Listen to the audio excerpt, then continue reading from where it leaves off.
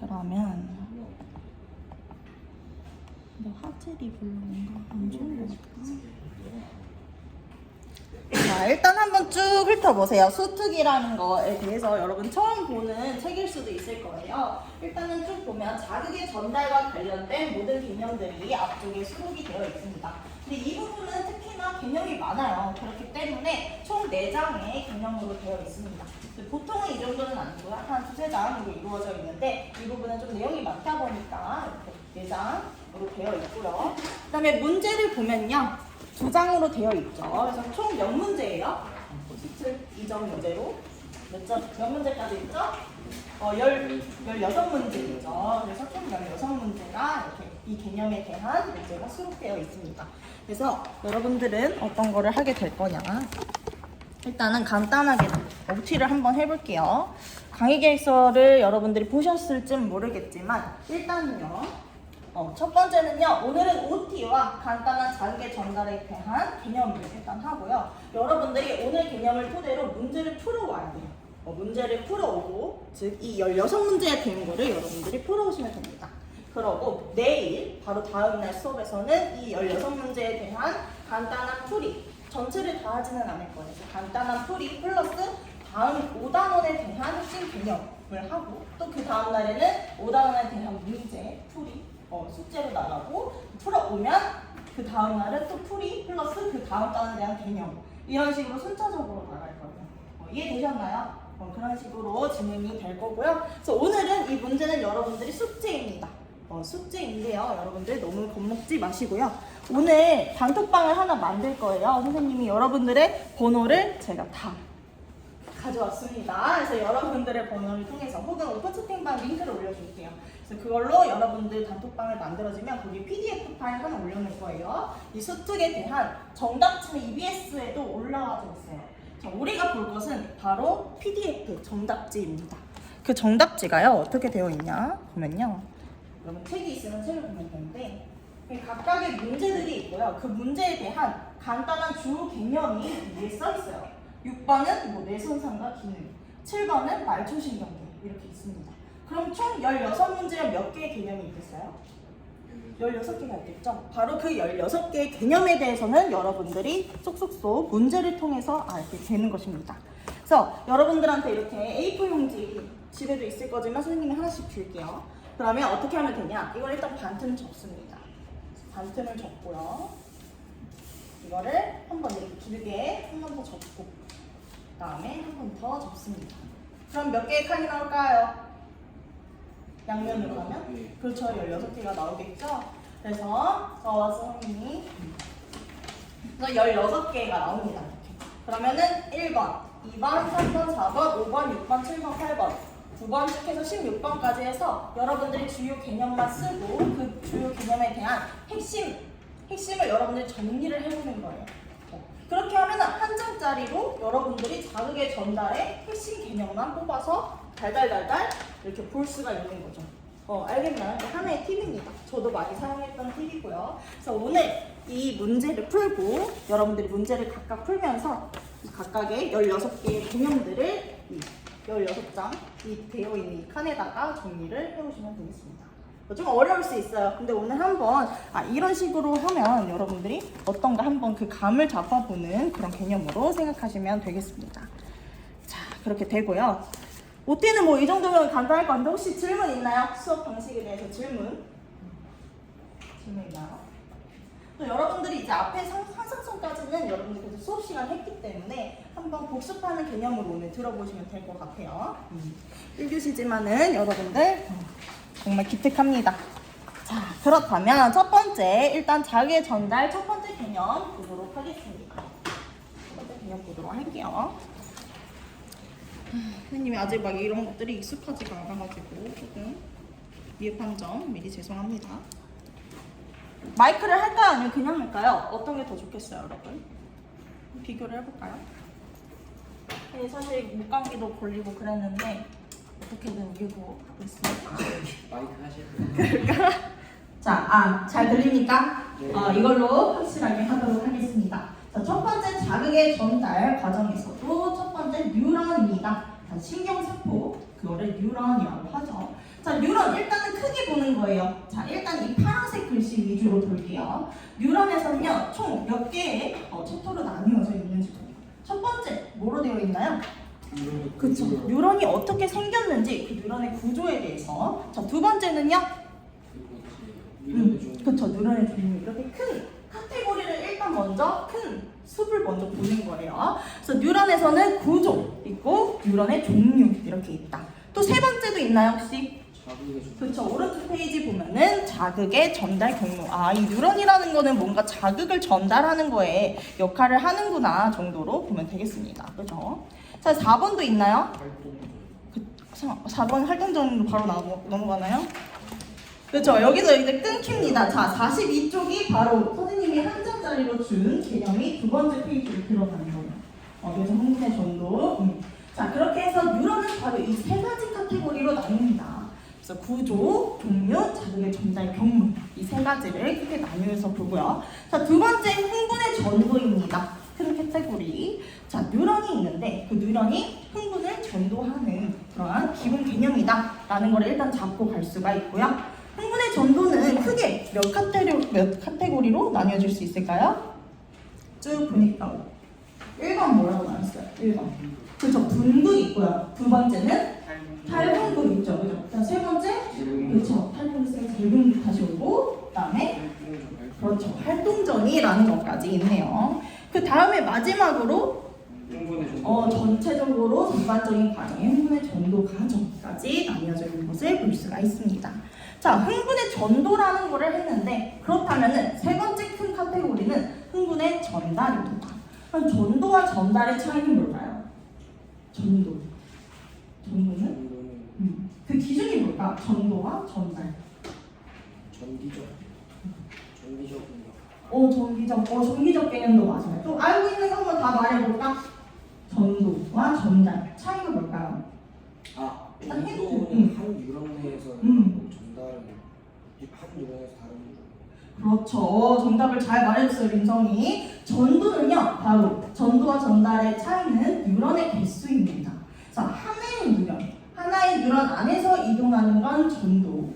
2개 이상의 뉴런이 있을 때 흥분이 전달되는 걸 전달이라고 합니다.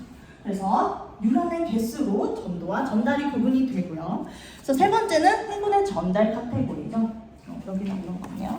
흥분의 전달 카테고리 있고, 흥분의 전달에서는 또 어떤 카테고리로 나뉠 수가 있대요? 그쵸. 흥분의 전달 방향이 가장 흥분의 전달에서 중요한 내용입니다. 그래서 시냅스를 기준으로 해서 전 뉴런으로 가는지 혹은 후 뉴런으로 어떤 방향으로 이동하는지 그 방향, 그것이 중요하다라는 것을 알 수가 있겠습니다. 자, 그 다음에 또 마지막 네 번째 큰 카테고리는 뭐라고 나와 있나요? 그렇죠. 근육 나오죠. 그래서 뉴런으로 시작해서 흥분의 전도, 전달, 마지막 근육까지 해서 자극이 어떻게 반응으로 이루어지냐 그 과정을 전반적으로 하는 게 바로 자극의 전달이라는 카테고리 안에 다 들어있다라고 보시면 되겠습니다. 네 번째는 근육의 수축인데요.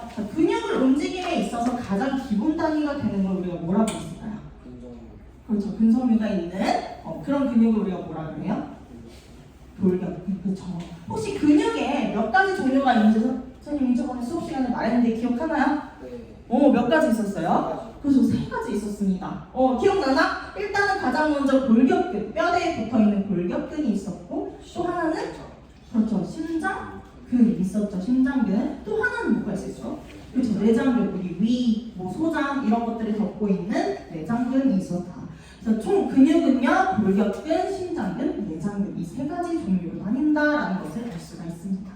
자, 그렇다면 여기서는요, 본격적으로는 골격근에 대해서만 일단 다룰 거예요. 그래서 우리가 움직임에 있어서는 가장 크게 사용하는 게 골격근이기 때문에.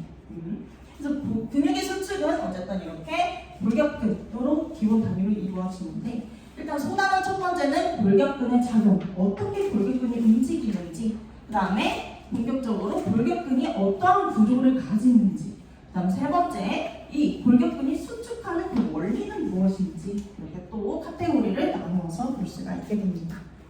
자, 그 다음에 마지막 네 번째까지 있습니다.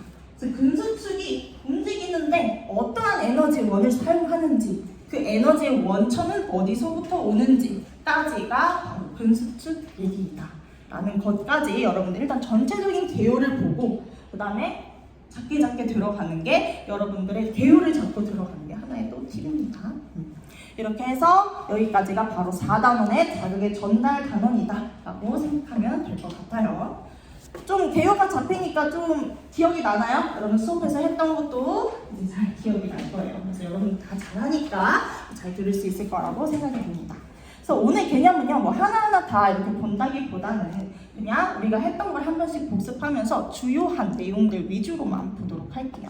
일단 가장 처음 다시 올라가서 뉴런입니다. 자, 일단 뉴런의 첫 번째, 뉴런의 구조이죠. 자, 뉴런의 구조는 크게 세 가지 덩어리로 나누었어요. 일단 가장 큰 머리, 우리가 뭐라고 부르나요? 오, 맞아요. 신경세포체. 자, 신경세포체에서도요, 주요한 그게 있습니다. 자, 신경세포체의 기능이 무엇일까? 기능이 무엇일까요? 세포흡. 그쵸. 어쨌든 뉴런도 세포니까 세포흡 이런 것들을 하는 그런 것이 있겠죠. 자, 주요한 기능은 바로 생명활동을 조절한다입니다. 생명활동을 조절한다. 잠깐만. 어제 펜이 없어졌지? Sorry. 선생님 이거를 빨리 공부해보도록 할게요. 아니 PDF를 빨리 선생님 빨리 구해가지고 해보도록 하겠습니다. 보여드릴까요? 어? 어디에 하나 던져봐봐. 선생님이 직접적으로 받지는 못하겠고. 카톡방 없나요? 아, 있나요 여러분들? 잠깐만. 이거를 지금 하고 싶은데 이게 갑자기 그게 어디 갔지? 약간 펜. 8반 저 생명과학 카톡방 들어보고. 아 그래?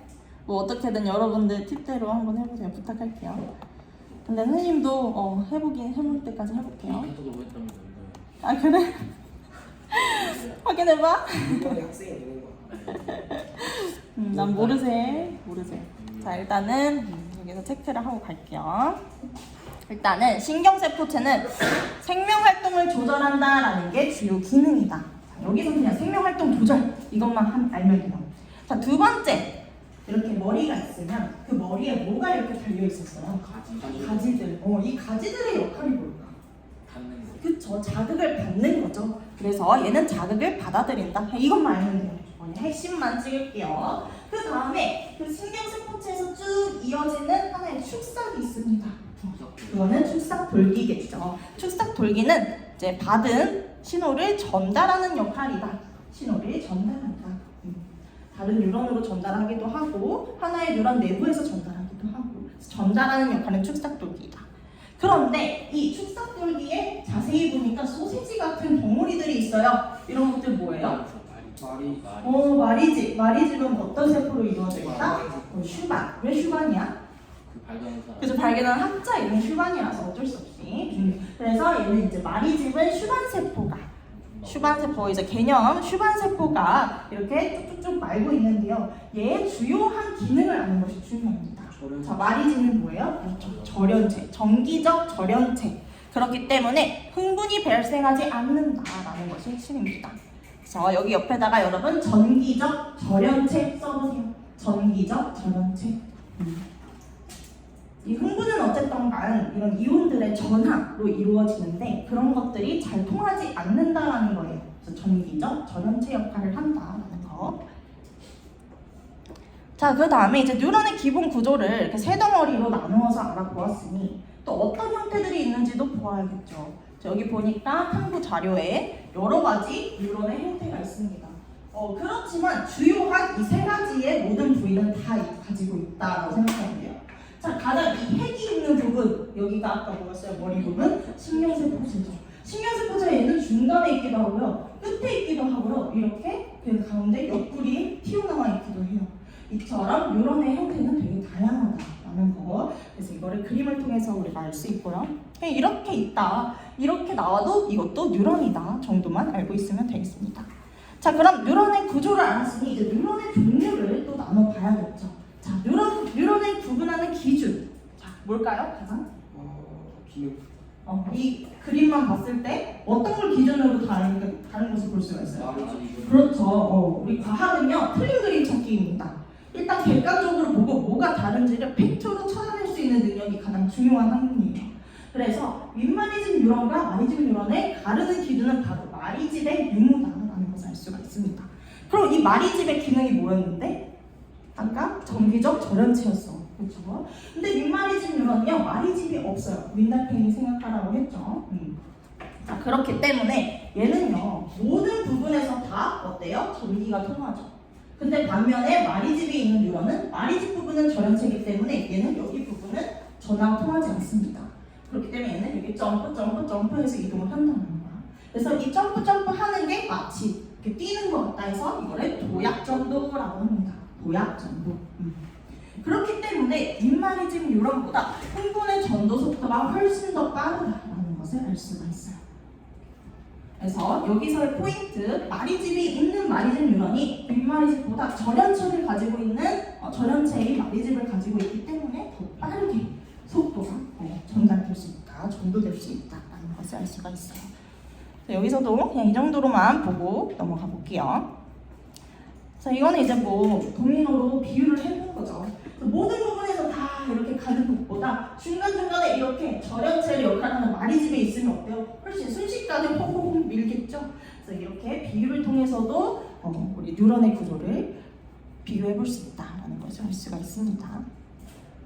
자, 그 다음에 기능에 따른 구분입니다. 방금 전에는 마리집의 유무에 따른 거였다면 이제 기능에 따른 건데요. 자, 세 가지 기능으로 나뉩니다. 자, 뭘까요? 일단은 받아오고, 그쵸, 구심성 뉴런, 말 그대로 여러분들 구심력 생각하면 돼요. 우리 이렇게 막 돌릴 때 안으로 작용하는 거. 그래서 얘는요, 밖에서 안으로 작용한다라고 해서 얘는 들어온다라고 하는 거 구심성 뉴런. 그래서 기억과 기억 이렇게 이거 보라고 했죠. 감각 뉴런. 자, 어때요? 감각은 밖에서 받아오잖아요. 밖에서 안으로 우리가 자극을 받아온다. 자, 반대로 그럼 원심성 뉴런은 뭘까요? 그렇죠. 밖으로 나가는 거야. 안에서 밖으로. 그렇기 때문에 안에서 이제 명령을 받은 그런 자극을 바깥으로, 즉 근육이나 반응기로 보낸다라는 개념입니다. 그래서 멀어진다. 저 원심력 그런 거 생각하면 돼요. 그래서 이응이응해서 원심성 뉴런 혹은 운동 뉴런이라고 합니다. 그래서 얘는요, 어쨌든가 자극을 받아오고 얘는 그 받은 자극을 명령 및 처리를 해서 밖으로 보낸다. 그렇게 하는 운동 뉴런이 대표적인 거고요. 마지막 연합 뉴런. 자, 연합 뉴런은 보통 어떤 거로 구성이 되어 있어요? 두 가지. 연합 뉴런 어디에 있죠? 그렇죠. 중추신경계. 중추신경계는 뭐랑 뭐로 구성이 되어 있어요? 그렇죠. 뇌랑 척수죠. 밑에 보면은 뇌랑 척수가 있을 거예요. 그렇죠, 여러분들. 그래서 뇌와 척수에 존재하는 것이 바로 연합 뉴런이다라고 해서 이렇게 모식도 볼 수가 있었죠. 그래서 일단은 감각기관, 뭐 피부나 눈, 코, 입 그런 것들 감각기관으로부터 들어온 그러한 자극들이 연합 뉴런, 즉 뇌와 척수에서 일단은 받아들이고 명령하고 처리합니다. 그렇게 하면은 너 이제 바깥으로 가 라는 명령을 내리면은 반응기관 혹은 근육부로 이렇게 원심성 뉴런을 통해서 반응을 나타나게 된다는 거죠. 그래서 이 세 부위로 나뉘는 게 바로 기능으로 따라서 나뉜다라고 생각하면 되겠습니다. 그래서 여기에서 통해서 알 수 있는 건 자극의 경로인데요. 일단 자극이 들어오면 그 자극은 우리 몸의 감각기관을 통해서 들어오고 그게 바로 이제 구심성 뉴런을 통해서 연합 뉴런으로 들어오게 됩니다. 그러면 다시 원심성 뉴런을 통해 반응기관으로 가서 결국엔 반응을 한다. 그래서 자극이 오면은 어떻게 한다? 반응을 한다. 자극과 반응 이렇게 이루어진다는 것을 알 수가 있습니다. 기본 개념들 다시 훑고 있어요. 여러분들 아마 잘 아실 겁니다. 자, 빠르게 한번 또 가보도록 할게요. 자, 이제 두 번째 카테고리 흥분의 전도입니다. 흥분의 전도는요, 자, 말 그대로 하나의 뉴런 내에서 자극이 이렇게 전달하는 거. 근데 하나의 뉴런 내니까 이거는 전달이 아니라 전도라고 표현한다는 거. 이 정도 알고 있으면 될 것 같고요. 자, 이거는 일단은 크게 그것들을 볼게요. 전반적인 과정들을 보도록 하겠습니다. 중간에 하나 더 중간에 알아서 그거 없죠. 잠깐만. 맞아요. 그 흉분의 그 부분이 이미 찍다가 그걸 빼먹고 찍어가지고 여기가 마르네요. 자, 일단은 자, 우리가 흥분의 전도 과정들을 볼 수가 있는데, 자, 이 파트 마지막에 5번 흥분의 전도 과정, 여기에 그냥 모든 게 다 나와 있죠. 자, 가장 먼저 분극이라는 상황을 거치게 되는데요. 일단은 뉴런이 자극을 받기 전에 가장 평화로운 상태, 이것을 분극이라고 합니다. 왜 분극이라고 할까요? 무슨 뜻일까? 그치, 나누어져 있다. 근데 뭐가? 극이 나누어져 있다는 거예요. 그래서 세포막을 기준으로 안과 밖에 그 전하가 나뉘어져 있다. 그래서 분극이라고 하고요. 그 세포막에는요, 여러 가지 단백질들이 붙어 있는데 대부분 나트륨 통로 혹은 칼륨 통로 혹은 나트륨 칼륨 펌프, 이 세 가지 종류로 대표적으로 나뉜다라는 것을 알 수가 있습니다. 그래서 다시 이제 분극 부분으로 다시 가볼게요. 분극 부분으로 가보면, 자, 엄청 이제 줄글로 되어 있죠. 그래도 여러분 쫄지 마세요. 자, 일단은 이 그림을 보고 이해를 해보도록 할게요. 이 분극, 즉 세포막을 기준으로 안과 밖의 전이를 한번 측정을 해보는 거예요. 그거를 바로 막전이라고 합니다. 그랬을 때 세포 안의 전이를 우리는 주로 막전이라고 해석을 하고요. 그랬을 때 이 세포막을 크게 확대를 했더니 이렇게 여러 가지 종류의 단백질이 나옵니다. 그 중에서도 이제 나트륨 칼륨 펌프, 이게 바로 분극을 유지하는 가장 중요한 토대가 되는 것인데, 자, 나트륨 칼륨 펌프의 역할은 무엇일까요? 나트륨 내고 그쵸, 나트륨은 어디로? 앞으로 나 나갈래, 그거 알아? 나갈래 고양이? 몰라요? 몰라? 나갈래 하는 고양이 몰라요?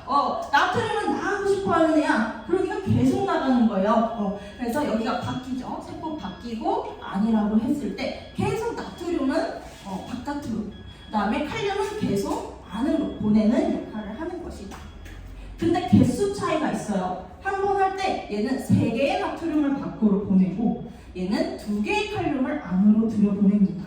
그러다 보니 얘는 똑같이 1가족 나잖아요. 근데 어때요? 얘는 3개를 보내고 얘는 2개를 안으로 보내니 전이차가 생기겠죠. 어디가 더 플러스일까? 바퀴요. 그쵸, 바퀴 계속 플러스고 안쪽은 상대적으로 어때요? 항상 마이너스가 상대적으로. 그렇죠.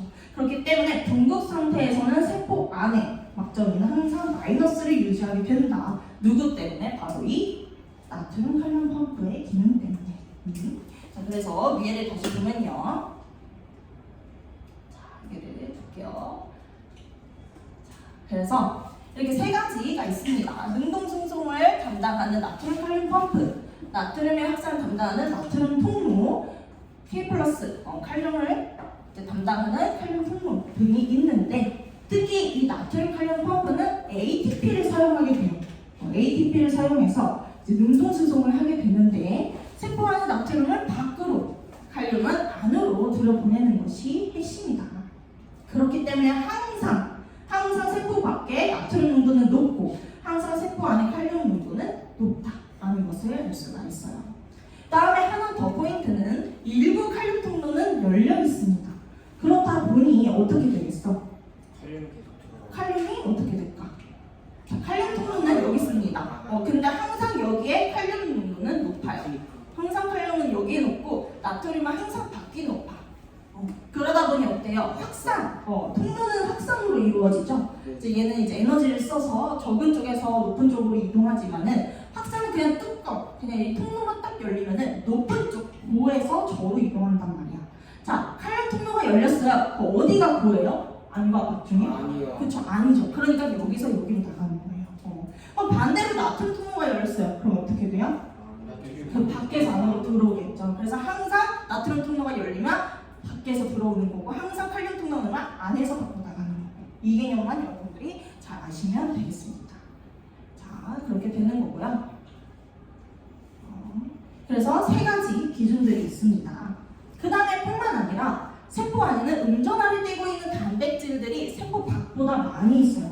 그러다 보니 항상 세포 안쪽은 어떤 전하를 유지할 수밖에 없어요? 그쵸, 음전하죠. 그래서 이로 인해서 상대적으로 세포 안은 음전하게 띄게 된다. 그래서 이거를 분극 상태다라고 하게 되는 것입니다. 그래서 이게 평화로운 상태였어. 그냥 나는 항상 이렇게 평화롭게 이런 분극 상태를 유지하고 있었단 말이야. 근데 이제 누가 들어와요? 자극이 들어옵니다.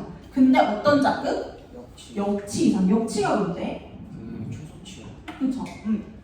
우리가 역치전이라고 한다면 활동전이를 발생하는 최소한의 자극을 우리가 역치라고 해요. 자, 일반 자극이 아니라 역치 이상의 자극이 왔을 때만 바로 막저기가 상승하게 됩니다. 그래서 분극 상태였던 것이 벗어난다. 그래서 탈분극이라고 합니다. 분극 상태를 벗어났다 해서 탈분극 상태가 되고요. 자, 일단은 받으면 무조건 뭐부터 생각하냐? 바로 다음 순서가 뭐예요? 어떤 통로가 열린다고? 나트륨 통로가 열립니다.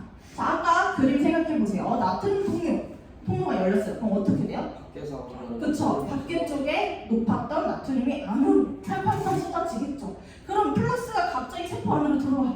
그럼 막전이가 어떻게 되겠어요? 플러스로 바뀌겠죠. 그래서 전이가 바뀌어버리는 거예요. 그래서 급격하게 확산이 되면서 막전이가 급격하게 플러스로 상승하는 탈분극이 일어난다라는 것이 되겠습니다. 자, 그러고 있다가 계속 그러면 되겠어요? 우리 생물 항상 어때요? 다시 또 중도를 유지하려고 하죠. 높아졌던 막전이를 다시 낮춰주기 위해서 어떤 통로가 다시 또 열릴까요? 그렇죠, 칼륨. 뭐는 닫히고 열려있던 나트륨 통로는 닫히고. 그래서 나트륨 통로는 시간의 지남에 따라 닫히고 그로 인해서 칼륨 통로가 열리게 됩니다. 자, 칼륨 통로는 칼륨은 어디가 더 농도가 높아져 있어요? 아니죠. 그러니까 어떻게 돼요? 열리면 그렇죠. 안에 있던 막 못해 참고 있던 칼륨들이 막 쏟아져서 밖으로 나가버리는 거예요.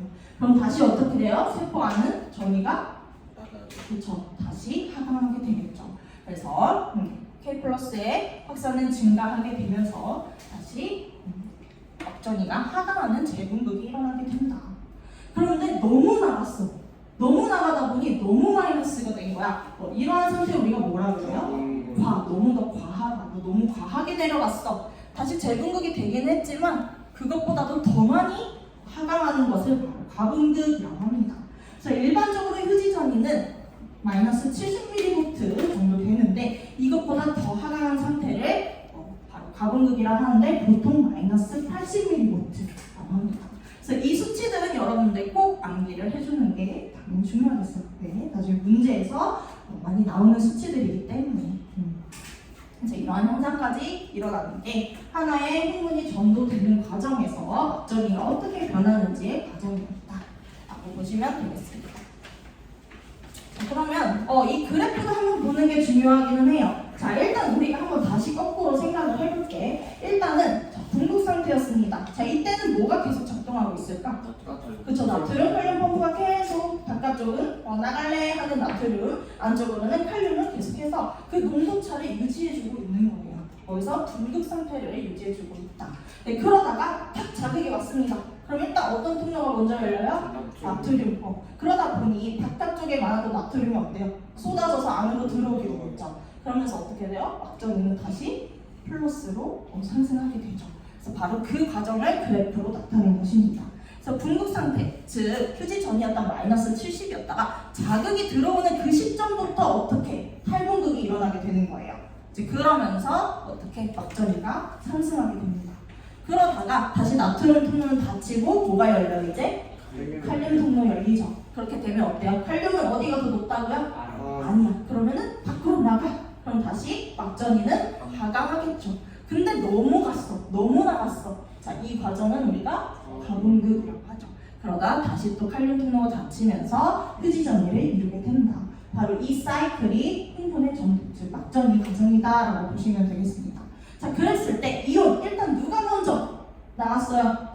그렇죠, 나트륨이죠. 그렇기 때문에 막투가는 일단 먼저 시작하는 게 바로 나트륨입니다. 나트륨이 먼저 나가게 되고 그 다음에 누가 나가요? 그 다음에 칼륨이 나가는 게 아니라 얘는 나가고 얘는 이제 들어오게 되는 거겠죠. 그래서 방향은 다르지만 어쨌든 투과도의 차이는 누가 먼저 시작한다? 나트륨부터 시작한다. 여러분들 잘 대답하는 자세 너무 좋습니다. 조금만 더 힘내서 해보겠습니다.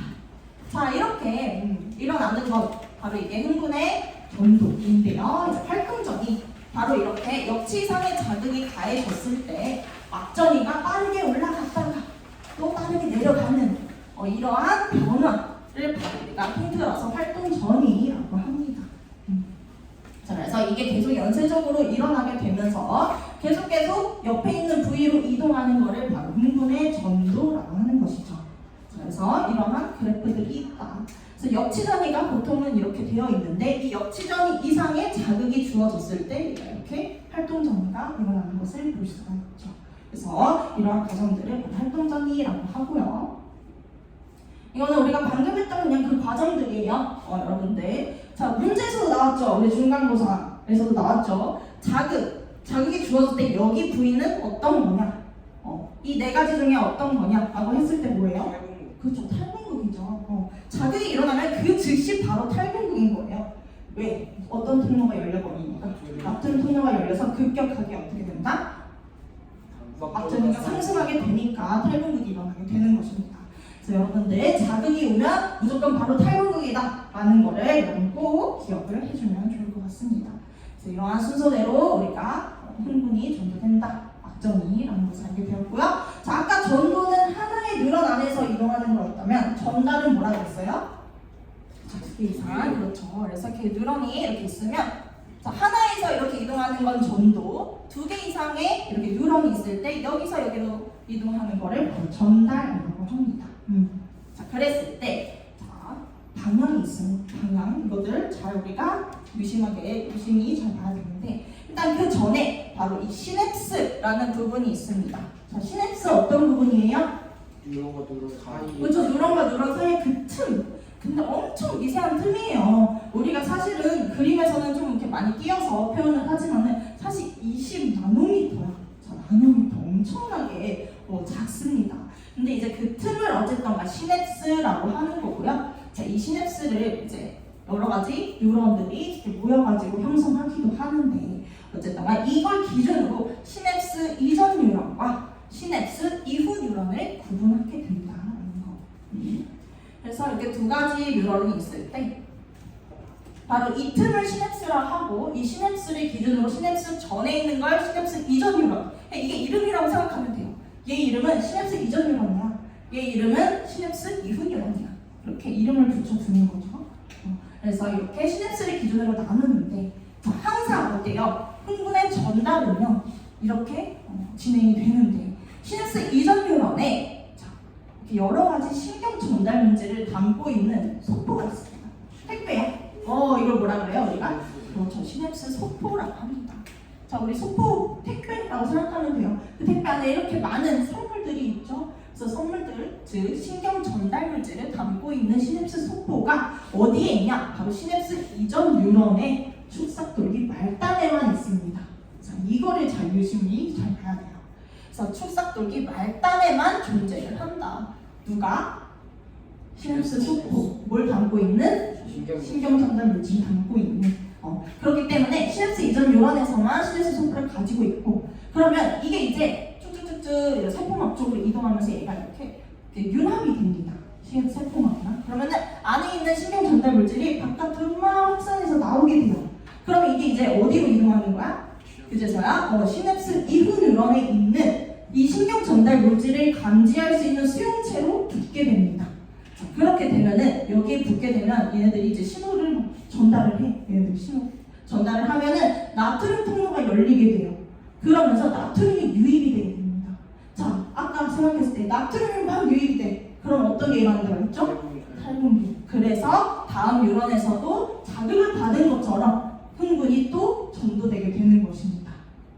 그래서 어쨌든 이 신경 전달 물질이 확산되면서 다음 시냅스 이후 뉴런에 있던 신경 전달 물질 수용체에 결합을 하게 되면 그제서야 이온 통로가 열리면서 탈분극이 일어난다라는 것을 알 수가 있어요. 그래서 이러한 방식으로 다음 뉴런으로 전달하는 것, 이게 바로 흥분의 전달이라고 보면 되겠습니다. 그래서 여기 보면은 전달 방향이라고 나와 있는데, 자, 전달 방향 항상 이 축삭돌기 말단, 즉 시냅스 이전 뉴런의 축삭돌기 말단에서 다음 뉴런, 시냅스 이후 뉴런에 어디? 가지돌기 혹은 신경세포체로만 이렇게 이동한다. 왜? 뭐 때문에?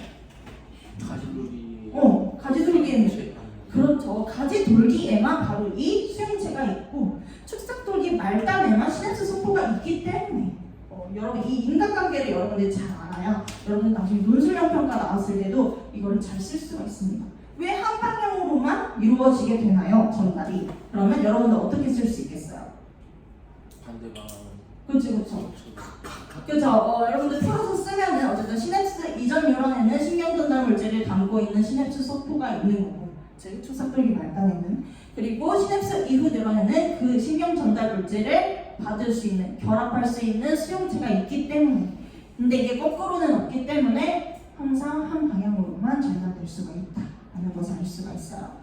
그래서 여러분들 축, 그 다음에 가, 축가. 여러분 가축하진 않죠? 여러분 축가해줄 때 어때요? 우리 결혼식 축하해줄 때 무슨 노래 불러요? 축가죠. 그래서 축에서 가로 간다. 흥분의 전달은 항상 이렇게 간다. 거꾸로 된다 안 된다? 안 된다. 그래서 가축은 안 된다. 우리는 오로지 축하만 합시다. 축가 방향으로만 흥분의 전달이 이루어진다라는 것을 알 수가 있습니다. 그래서 이 부분은요, 이제 여러분들 가장 많이 나오는 흥분의 전도, 전달 문제 나오는 거죠. 그래서 어쨌든 이런 문제들을 어떻게 접근하는지는 여러분들이 방금 했던 개념들을 잘 숙지를 하고 있으면 충분히 풀 수 있을 것 같습니다.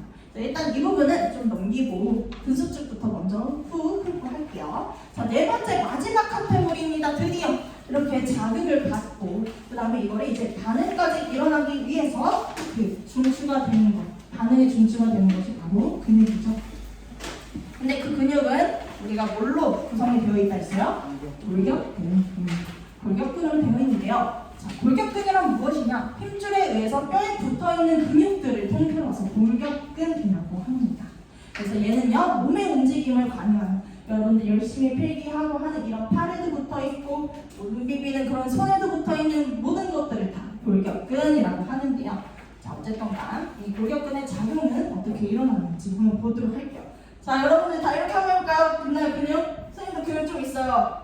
어때요? 잘 보인다. 그래서 어쨌든 이렇게 안쪽에 있는 이두박근과 바깥쪽에 있는 삼두박근이 있는데 이렇게 팔을 굽힐 때 근육을 볼게요. 자, 일단 근육은요, 각각 상황에 따라서 한쪽은 수축하고 한쪽은 이완하기도 해요. 자, 굽힐 때는 어때? 이두박근은 어떻게 될까? 이두박근은 수축하고요. 삼두박근은 어떻게 될까요? 그렇죠, 이완하게. 반대로 팔을 펴요. 그러면 안쪽에 있는 이두박근은 어떻게 돼? 이완. 다시 풀어지게 이완이 되고 바깥쪽에 삼두박근은 수축한다. 이런 식으로 서로 이렇게 수축과 이완을 반복하면서 몸의 움직임을 조절할 수 있게 됩니다. 이게 바로 골격근이다라는 거. 근데 그 골격근은 또 어떻게 구조로 되어 있냐? 이게 바로 이제 또 하나의 핵심이죠. 자, 일단 골격근은요, 여러 개의 근섬유 다발로 구성되어 있습니다. 자, 여기 볼게요. 근섬유 다발. 그래서 근육을 일단 확대를 했어. 근데 뭐 쫑쫑쫑쫑쫑 모여있네. 우리 꽃다발 생각하면 되겠죠. 여러 가지의 얘는 근섬유로 이루어진 근섬유 다발이야. 자, 너에게 근섬유 다발을 바친다라고 하는 거예요. 그래서 근섬유를 이렇게 또 이렇게 쪼개보면은 그 안에 있는 근육섬유가 있고요. 그 근육섬유 안에를 또 보면 근육원섬유라는 가장 작은 섬유가 나옵니다. 그래서 가장 원시 타입의 섬유다라고 해서 원섬유라고 해요. 우리 생명에서는 약간 프로토타입 이런 것들을 많이 쓰거든요. 원래, 본형. 그래서 가장 기초가 되는 거에 보통 원자를 씁니다. 그래서 이 근육 원섬유가 가장 작은 섬유의 단위다라고 생각하면 돼요. 그래서 그 근육 원섬유를 또 확대를 해보니 어떠한 규칙적인 배열로 되어 있는 것을 볼 수가 있었다는 거예요. 근데 그 기준이 뭐냐? 바로 이렇게 Z선이라는 그런 바디선을 기준으로 계속 반복됐다는 거지. 그래서 이거를 우리가 그럼 통칭을 하자. 근육 원섬유를 이루고 있는 하나의 마디다라고 해서 근육 원섬유 마디라고 정의를 내렸고요. 그것은 기준은 Z선과 Z선의 사이라고 그냥 지었습니다. 그냥 학자들이 마음대로 그 기준을 지은 거예요. 그랬을 때 그 마디의 중간, middle 해서 무슨 선이라고 하는데요? M선, 중간 M선이라고 했고요. 그걸 기준으로 봤을 때 이 두 가지 필라멘트가 있었다라는 거예요. 자, 하나는 어때요? 두 개가 조금 두꺼운 무슨 필라멘트일까요? 마이오신. 우리 이름도 길다 했죠? 마이오신 네 글자. 그래서 더 두껍고요. 하나는 또 또 뭐예요? TNT. 액틴. 그래서 더 얇은 필라멘트가 있었다. 미안해요. 가래가 막. 그래서 어쨌든 이 두 가지 필라멘트가 겹쳐가지고 계속 중첩됐다, 벌어졌다 하는 이걸로 근육이 수축됐다라고 하는 거예요. 자, 그랬을 때, 자, 우리가 그냥 겉에서는 봤을 때요, 이런 현미경으로 구조를 관찰을 하게 되면 밝은 부분과 어두운 부분으로 나뉘게 됩니다. 자, 그랬을 때, 자, 겹쳐있는 부분 당연히 어떻게 보이겠어요? 어두워. 어둡게 보이겠죠. 우리 많이 겹쳐있으면 어두워 보이잖아요. 그래서 이 겹쳐있는 부분, 이거를 바로 우리가 어둡다 해서 암대라고 하고요. 상대적으로 덜 중첩되어 있는 이 부분을 우리가 영대라고 합니다. 그래서 일단 어두움과 밝음의 기준으로 밝은 데를 I대, 겹쳐있는 부분을 A대라고 했어요. 그래서 보통은 이 마이오신의 길이를 우리가 A대라고 하고요. 그 마이오신과 마이오신 사이에 액틴만 있는 부분을 우리가 얇다 해서 I대라고 했고요. 그 다음에 그 중간에 이렇게 보면 마이오신만 있는 부분이 있습니다. 이 부분이 어떻게 H대라고 우리가 구분을 한다라는 것입니다. 이거는 여러분들이 수도 없이 많이 공부를 했었기 때문에 여러분 이 구조는 잘 알 수 있을 거라고 생각해요. 그래서 어쨌든가 이렇게 근육 원선은 나뉜다라는 것을 알 수가 있고요. 자, 그럼 마지막 골격근이 수축하는 그 원리. 자, 어떤 힘으로 되냐? 바로 ATP의 힘을 사용해서 얘네들이 근수축을 하게 되는데요. 자, 어떻게 되냐? 바로 이 액틴 필라멘트가 마이오신 필라멘트 사이로 미끄러져서 들어간다. 그래서 활주를 하는 것처럼 보인다. 우리 비행기 활주 알죠? 쭉 미끄러져서 들어오는 그런 활주 하는 것처럼 보여서 이거를 바로 활주설이라고 합니다. 그래서 액틴 필라멘트가 이렇게 마이오신 필라멘트 사이사이로 이렇게 쭉 끌어오는 것처럼 보여서 이걸 활주설이라고 하고, 그러한 원리로 어쨌든 골격근이 수축하게 된다는 것입니다. 자, 그래서 이제 마지막 부분인데요. 어쨌든 근수축에서 사용되는 거는 ATP이고, 이 ATP는 어디에서 생겨나냐라고 했을 때 바로 크레아틴 인산의 분해 혹은 세포 과정 등으로 생겨나는 ATP다. 이거는 조금 심화되는 과정이라 교과서에는 없었을 텐데요. 이렇게 크레아틴 인산에서 크레아틴으로 되면서 뭐가 빠졌어요? 인산. 인산 영어로 어떻게 써요 혹시? 맞아, P로 써. 그래서 이 P가 어디로 간 거예요? ATP는 2개잖아, 다이. 근데 트리는 3개죠. 그래서 이 P가 여기로 간 거예요. 그래서 얘가 3개가 되면서 ATP가 되고, 이 ATP가 다시 또 ATP로 분해되면서 P가 나오죠. 그래서 이 힘으로 어쨌든 근수축이 일어나게 된다는 것입니다. 그래서 뿐만 아니라 뭐 세포 같은 과정으로도 일어나게 된다. 그래서 어쨌든 이렇게 좀 여러 가지 개념들을 훑어보았고요. 이걸 토대로 여러분들이 오늘 제가 나누어준 16문제를 한번 풀어보시면 되겠습니다. 풀어보고 그 문제풀이는 또 우리 내일 어떻게 또 진행할지는 안내를 해줄게요. 여러분들 오늘 1교시 수업이었는데 너무너무 고생 많았습니다. 오늘 잘 마무리하고요. 또 나머지 2, 3, 4교시도 잘 듣고 가세요. 네, 고생했습니다. 네, 목 관리를 얼른 잘 해올게요.